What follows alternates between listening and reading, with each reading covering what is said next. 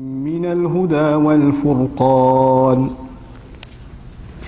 فمن شهد منكم الشهر فليصمه ومن كان مريضا أو على سفر فعدة من أيام أخر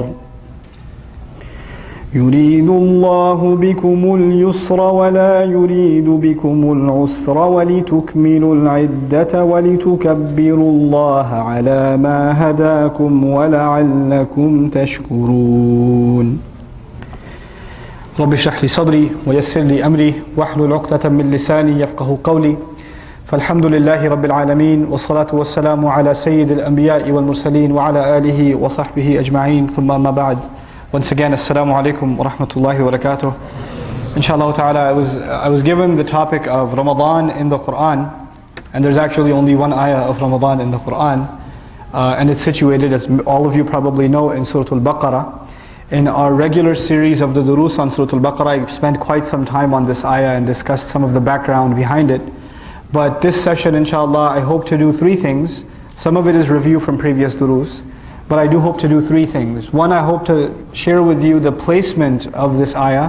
This ayah is in the latter, the second half of Surah Al-Baqarah. And there's a logical progression. The story begins from the beginning of Baqarah and we reach this point when Ramadan is given to the Ummah. So I want to share with you how we get to this point in this surah, how Allah Azza wa Jal builds the argument and finally reveals to us this incredible gift. And then the second thing I'd like to do with you is share with you certain insights about the ayah itself. And then the third thing I'd like to share with you is a tip, essentially a clue Allah gave us of how to take the most advantage of Ramadan. And that'll be the third thing I'd like to share with you. So let's begin at the top. Surah Al-Baqarah is basically divided into two halves. The first half overwhelmingly deals with Bani Israel. And the second half overwhelmingly deals with the Muslim Ummah. And the point of it all is that one nation has been, its crimes have been listed, and Allah Azza wa Jal gives very convincing reasons for why they no longer deserve the status of being the highest Ummah, the chosen Ummah. And once He gives those reasons, then He justifies why there is a need for a new nation to be a role model for humanity, and that is how we are, the Muslim Ummah is inaugurated. But before this transition happens, so Allah Azza wa Jal talks about Bani Israel, actually He began first saying all human beings were honored because the first human being is mentioned, that is Adam alayhi salam. In some sense, he was chosen over all other creation.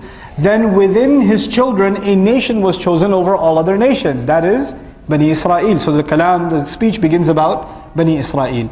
And it goes on for some time. And Allah Azza wa Jal also lists in between the lines, as they say in Arabic, إِنَّ اللَّبِيبَ مِنَ الْإِشَارَةِ يَفْهَمْ.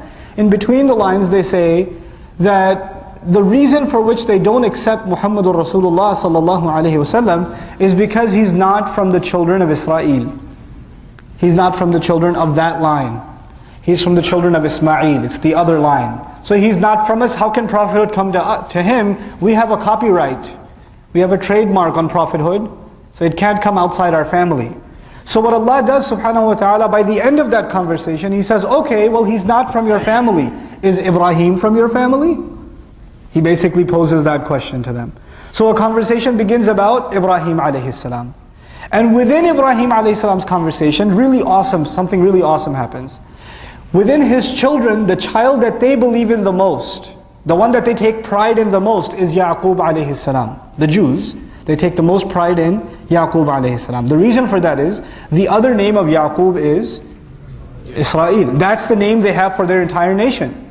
They call themselves the children of Israel. I mean, you could say they should call themselves the children of Ibrahim, but they don't. They call themselves the children of Israel. So what specifically Allah mentions about Ibrahim alayhi salam is a couple of things.